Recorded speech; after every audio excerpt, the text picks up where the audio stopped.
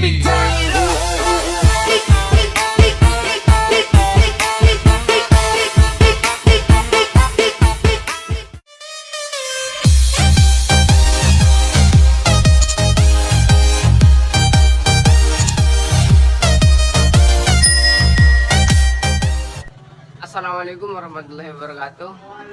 Perkenalkan, nama saya Rofik Rahman, NPM 21222111089. Saya dari Prodi Pendidikan Ekonomi STKIP PGRI Bangkalan. Jadi tujuan dari video ini tidak lain hanya untuk memenuhi tugas resum dari mata kuliah belajar pembelajaran, yang mana mata kuliah ini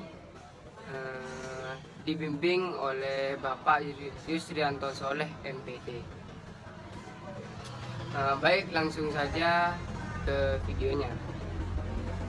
Baik, yang pertama yaitu pertemuan ke-9, yang mana diisi presentasi dari kelompok 2 yang bahas tentang pembelajaran inovatif. Jadi yang dimaksud pembelajaran inovatif di sini yaitu merupakan suatu rancangan baru. Jadi kalau baru itu berarti sebelumnya tidak ada pembelajaran ini, atau ya intinya seperti itu. Jadi pembelajaran ini bertujuan untuk memberikan kontribusi kepada siswa dalam membangun dan mengembangkan pengetahuannya menuju perubahan yang lebih baik. Lagi. Selanjutnya yaitu pertemuan ke-10 yang dimana diisi presentasi dari kelompok 6 yang diketuai oleh Nur Mahmudi dan membahas tentang peran guru sebagai media multidimensi. Jadi yang dimaksud guru sebagai media multidimensi di sini yaitu merupakan salah satu metode atau alat yang digunakan dalam kegiatan proses belajar mengajar. Jadi peran sebagai insan multidimensi di sini ada 4 poin, yang mana yang pertama yaitu guru sebagai teladan yang baik. Sedangkan yang kedua yaitu guru sebagai pembaru informasi yang disampaikan kepada peserta didik harus informasi yang terupdate, supaya peserta didik tidak ketinggalan informasi-informasi terbarunya. Gitu. Baik, untuk selanjutnya yaitu pertemuan ke-11, yang mana pertemuan ini diisi presentasi dari kelompok 5 yang membahas tentang kelebihan dan kekurangan e-learning.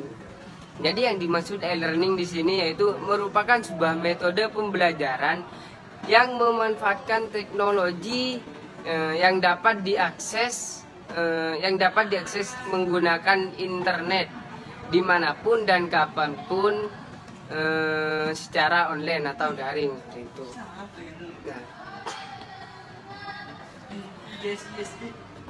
Kekurangan dari e-learning di sini yaitu sulitnya memahami materi yang disampaikan oleh guru.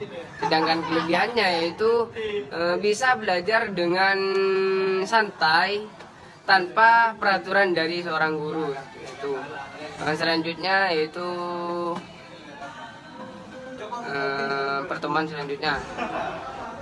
Baik, untuk selanjutnya yaitu pertemuan ke-12, yang mana pertemuan ini diisi presentasi dari kelompok 1 yang membahas tentang model-model pembelajaran.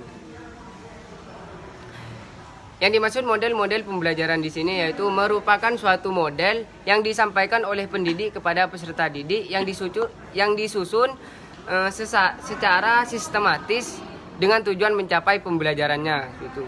Nah, jadi tujuan model pembelajaran ini yaitu sebagai strategi bagaimana pembelajaran yang dilaksanakan dapat membantu peserta didik dalam mengembangkan pembelajarannya. Selanjutnya yaitu pertemuan ke-13, yang mana pertemuan ini diisi presentasi dari kelompok 3 yang membahas tentang masalah-masalah belajar. Yang dimana masalah-masalah belajar yang dialami oleh peserta didik dalam pembelajaran. Dalam masalah-masalah belajar dapat dua faktor, terdapat dua faktor, yang dimana yang pertama yaitu faktor internal atau faktor dalam, faktor dari dalam itu. Sedangkan yang kedua yaitu faktor eksternal atau faktor dari luar. Lanjut ke pertemuan selanjutnya. Selanjutnya yaitu pertemuan ke-14, yang mana pertemuan ini diisi presentasi dari kelompok 4 yang membahas tentang evaluasi belajar dan pembelajaran. Evaluasi merupakan proses mengumpulkan informasi secara sistematis untuk menetapkan ketercapaian tujuan pembelajaran.